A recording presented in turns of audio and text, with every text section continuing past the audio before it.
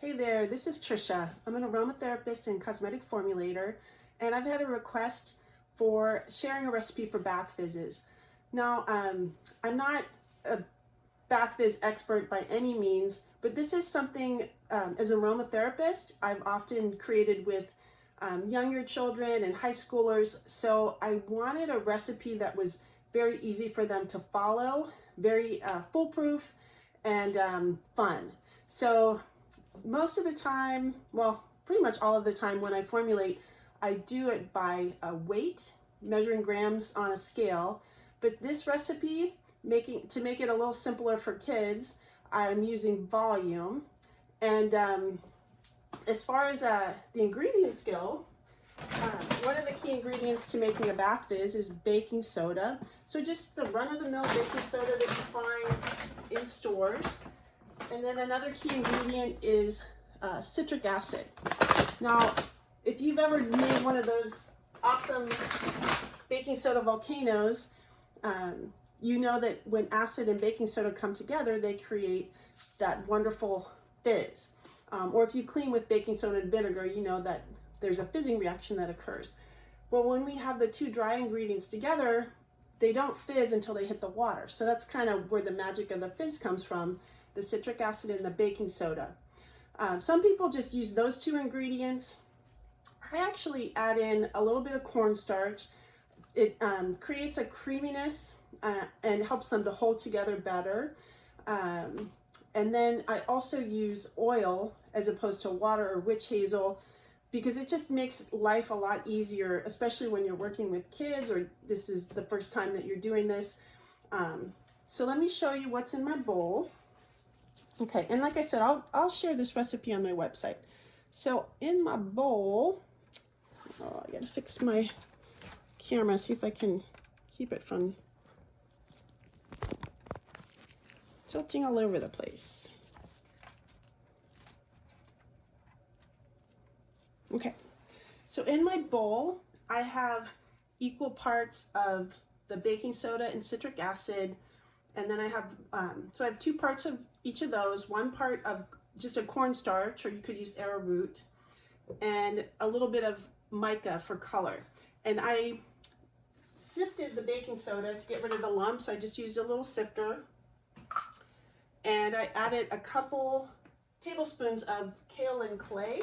So it's just this white clay, and that's helps, supposedly helps these bath fizzes to harden.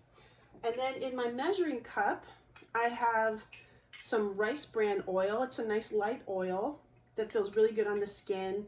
I have some essential oils and fragrance oils. So these are going to be lavender, vanilla. And I've added a little bit of polysorbate 80. And what that does is it helps the oils to solubilize better in the bathtub, so you're not left with everything floating on top. So I'm just going to add this oil mixture to my dry mixture. Let me get a scraper. Okay.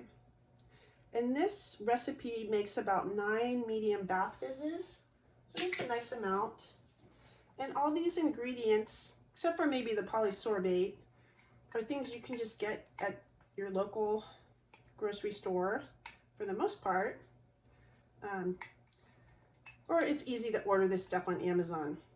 But I know, some people have ordered bath fizz kits and they've been just very frustrated by them.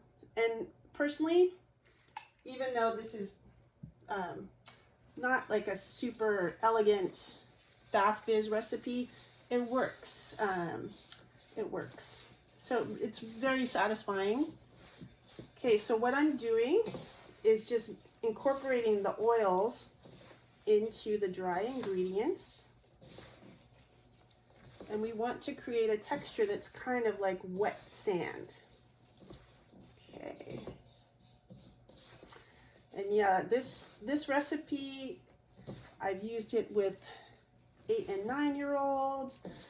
We did a bath fizz fundraiser at the high school, and the kids were able to make these without a lot of frustration. It works really well, so it's a great recipe. Okay, so we want to make sure this is nice and mixed, and these are pink. Actually got a request to make some blue fizzes and some pink fizzes for, I think they're for someone's birthday. So, okay. So as you can see, this mixture starts to kind of hold together. And if it seems too dry, you can always add a little bit more of the oil. And I think I already mentioned I use Rice Bran. It's a nice, light, inexpensive oil. Okay, I prepared my cookie sheet with parchment on it. And then I'm going to use these little medium-sized Bath Fizz molds. And basically, I'm just going to pack some of the mixture into one side lightly, and then just scoop them together. And when I do this, people just have to figure out their technique, what works for them to create a nice Bath Fizz. Okay, and there we go. I loosen it from the mold, and there's my beautiful Bath Fizz. Now I set these on a tray, and they need to dry for 24 to 48 hours. So that's basically it as far as making these Bath Fizzes. And as you can see, this recipe is super simple, and it creates, I mean, it was really easy to mold and unmold that Bath Fizz. So I'll be sure to put this recipe on my website.